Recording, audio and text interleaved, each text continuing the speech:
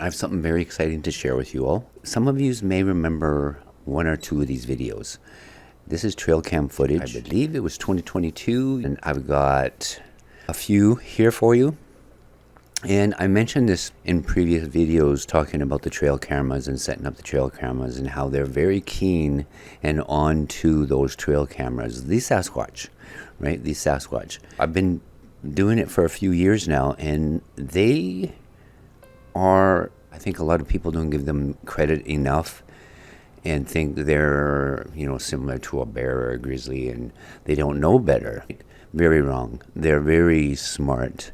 And I'm sure if you're out there and you're anywhere where there are Bigfoot and they're watching, Asuita is one of the Cree words for the Sasquatch, for the Bigfoot, Asuita. They're watching, right? They're always watching.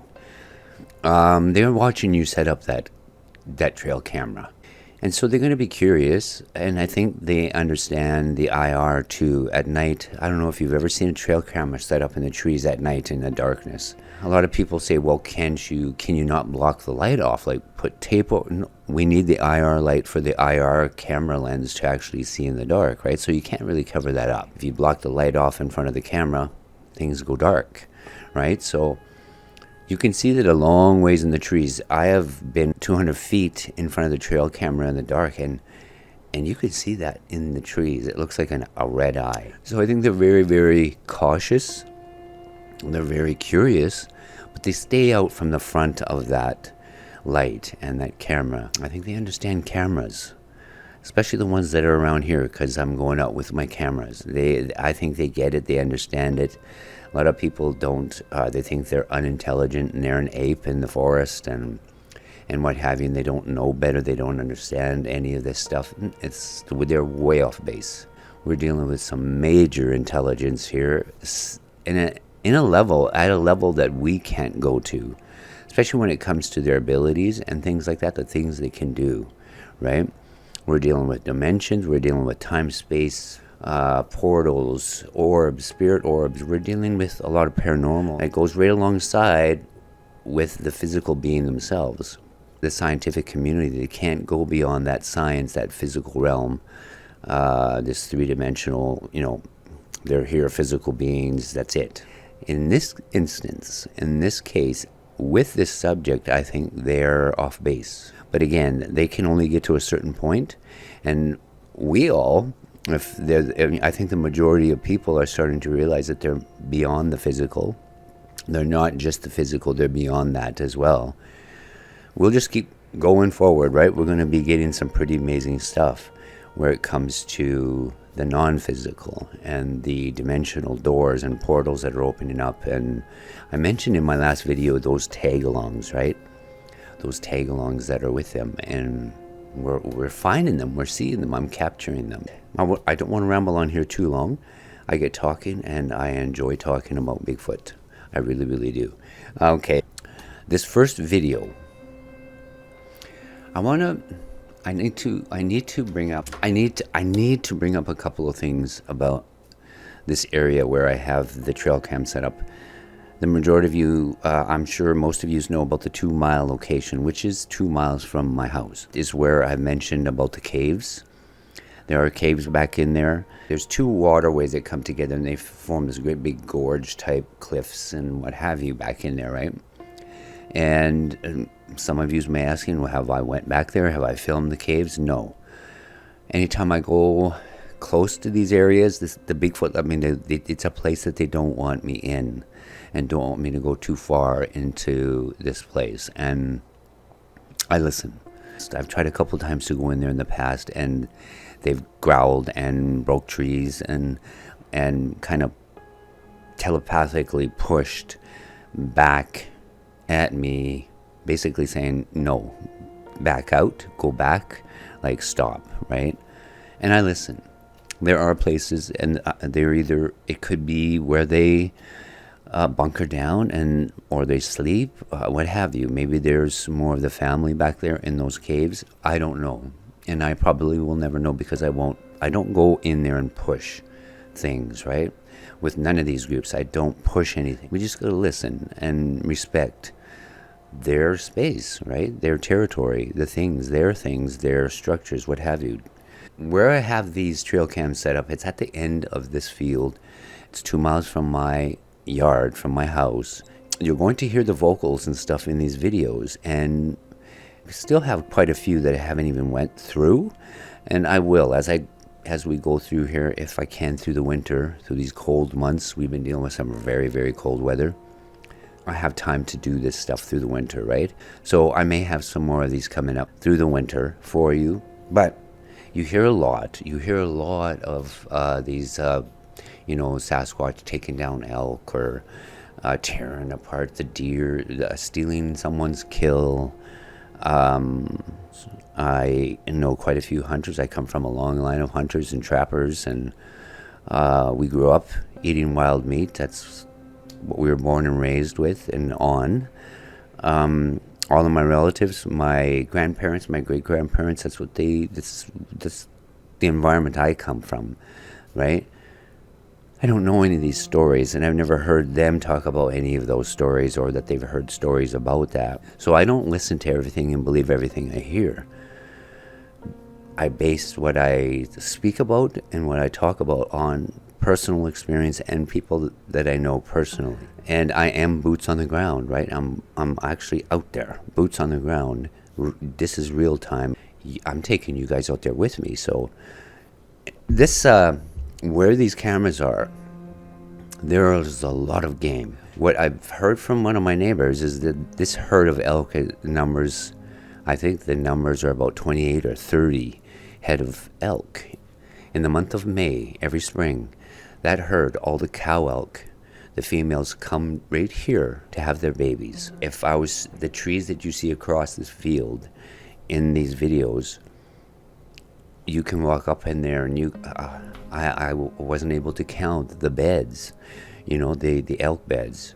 My point in bringing this up is that if, as some would have you believe, if the elk and the deer were prey for the Sasquatch, they would not be in this area at all, right? Because you're going to hear the Bigfoot vocals, and you're going to see some crazy things here within these videos. I know they're there. We hear them in this area all year round. More in the summer months, in the early mornings. There are some videos that something triggered the camera to come on. It could be a leaf. It could be a breeze. You'll see there are deer and elk here that trigger the camera. But there are a few of these videos that it just turns on and the air is still. There's nothing moving, but the camera came on, and it always takes a still image, and then 1.5 seconds later, the video starts to record, and I've not been able to see what triggered the camera. Whatever it was must have been very, very quick and very, very fast. I just don't know what it was. But if they were this prey and they were food, these elk, especially at this time of the year when they're having their babies, when they're going to go into labor, they're very, very careful where they do this, right? There's about 15 or 20 cow elk up in there having their babies every spring. Right close to what you're going to see here. Right in those trees across this little bit of a field that you're going to see in the trail cam footage, that's where they are. The beds are all up in there. And I believe they would go to a place where they feel safe. Common sense. It's common sense. They wouldn't be going to somewhere where they're in danger. It's instinct that the animals know. They understand this. They go through this every year. And they would go to a place where they feel most safe to have their young. And this is where they go. Again, my point being is if the Sasquatch were these great big predators and they eat the elk and they eat the deer, I don't know, there's so many of these stories, but this area, very much Bigfoot territory, very much active. Vocals, structures, you're going to hear wood knocks and stuff in these videos that I'm going to share with you. You're going to hear Bigfoot vocals. You're going to hear something that's standing right behind the camera. And why I say it's a Sasquatch is because it knows very much and is very, very well aware that the camera's there, because it never does come in the front. It knew and knows enough to stay behind that camera as the camera's filming something in the front of it. That grabbed my attention right away. I'm like, okay, it's got to be one of the clan members because they know enough to stay behind that camera, right? They know what those cameras are. They know what I don't know if they understand the whole picture taking video process, but I'm sure they hear the camera. Other animals can detect that. I know I've seen elk, bear, and deer hear when that camera turns on. They face the camera lens, right? Because they hear something. Their hearing is so acute, they can hear these things, right? I don't hear it when I turn the camera. I don't hear it. It's silent to me, but to them, to all these wonderful animals in the forest, their ears, eyes, and nose are like 10 times much better than what we're able to do, right? What we're able to hear, see, and smell, taste, everything. I wanted to bring that up. This area is very much where the elk come to have their babies, and if they were in danger, any kind of danger, or sensed any kind of danger, they would not be here. But there are Sasquatch here, and this is where the caves are. This is where this is where we hear them quite often through the summer. Most of the vocals and stuff that we hear far off here on the farm are coming from here. But it is what it is, right? A lot of people will say otherwise, but it's what I know, right? It's what I know. So let's get into this. So we'll get into the first video clip, and you're going to see some deer, and you're going to hear some vocals. And there is a scream type whoop in here as well. I've heard this often. I've heard this same kind of call often in this area, in my area. A lot of times it's far off, and usually it's coming from down here. They do talk lots in this area. So anyway, so we'll get into the first one. So here we go.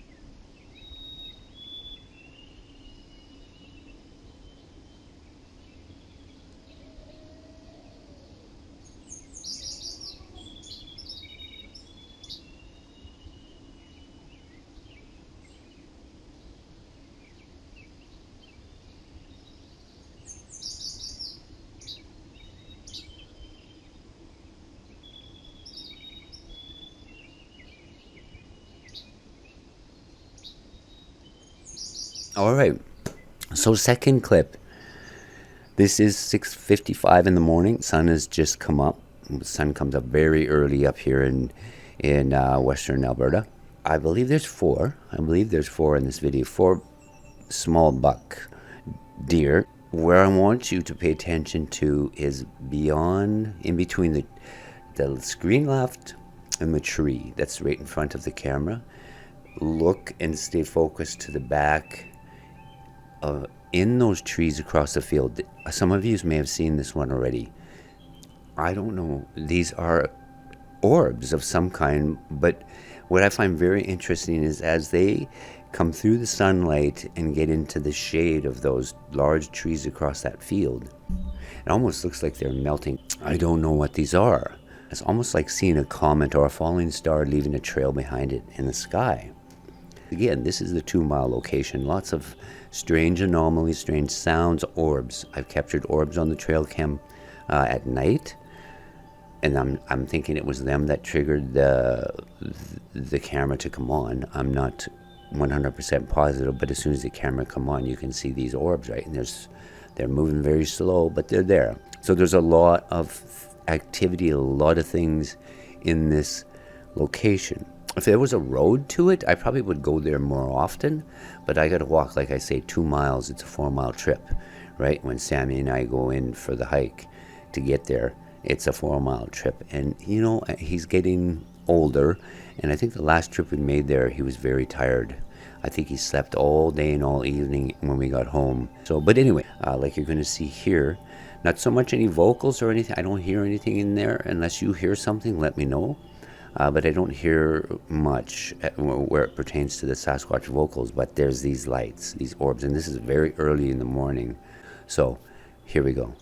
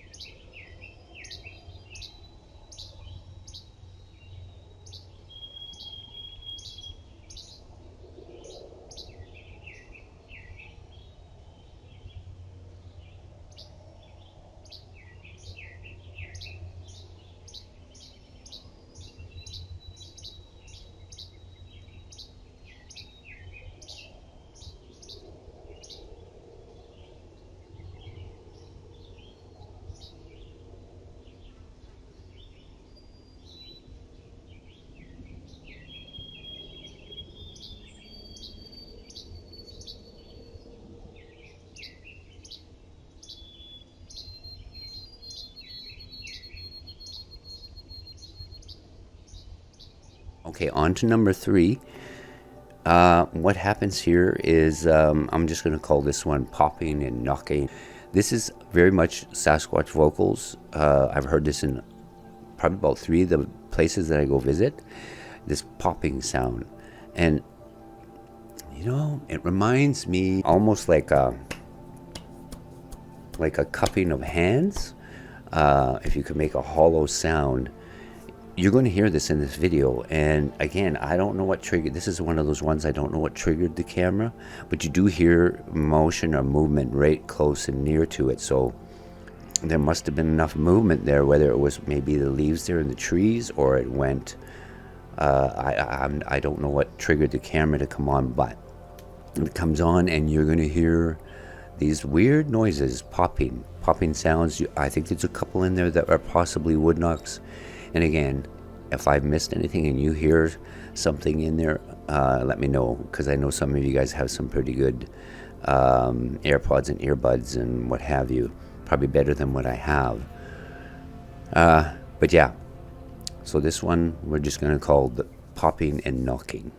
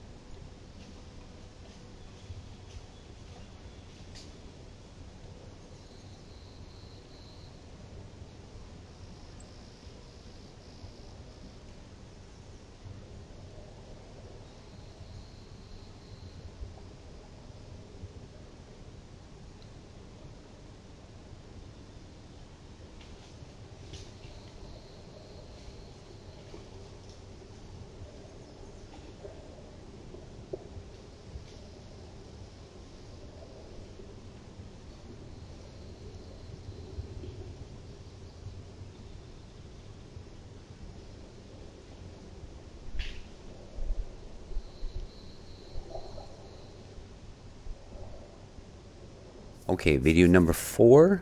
I'm going to call this one Sandhill Crane and Whoop. And an elk, it is a cow elk that does trigger the camera. You'll see her right away. And here, watch her mannerism, right? Watch how she moves. And even when she hears the sounds, she's very calm, right? She's very relaxed. They're very careful. They are very careful. So here we go.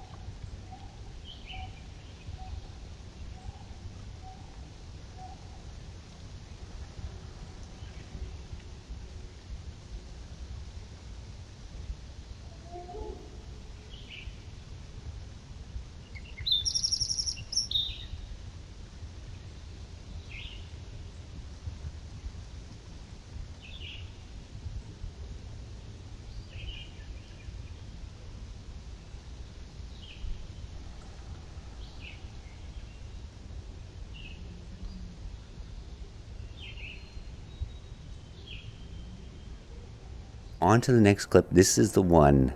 This is the one. I sometimes, I've thought of this before because of the moose. The moose, I don't know, for those that have never been around or seen or experienced how large these animals are. They're very big and powerful. They're very powerful. You know, they'll come down once with one of their front hooves, and they will literally break and paralyze a wolf right there. Bang. They are the largest animal in that deer family, right? They're huge. And I'm thinking, okay, this was, some of you have seen this already, and I've upped the volume and kind of brought the high end down so that you can hear this better than the first time I put it up. But I tried to tweak the audio a bit so that you could hear this a little bit better. I hope I did a good job, but I need some of that. I think I need to invest in some of that software, audio editing software.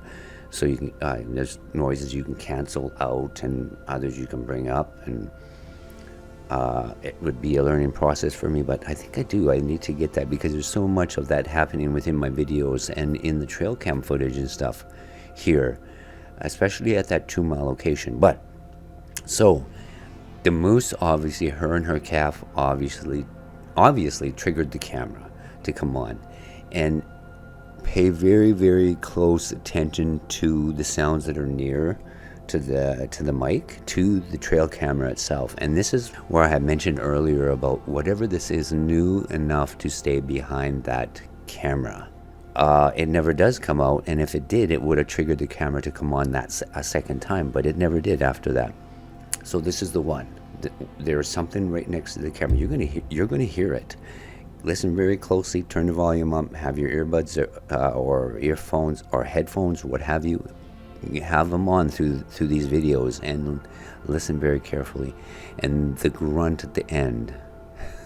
when I first was reviewing the trail cam videos, that when I heard that, it gave me shivers, right? It kind of gave me some shivers, because whatever it is, I'm thinking maybe they don't like the moose being there, because mind you, the elk and the moose, they don't get along. It is almost like that they're very protective of the elk and the deer that are in this area. I'm speaking about the Sasquatch, right?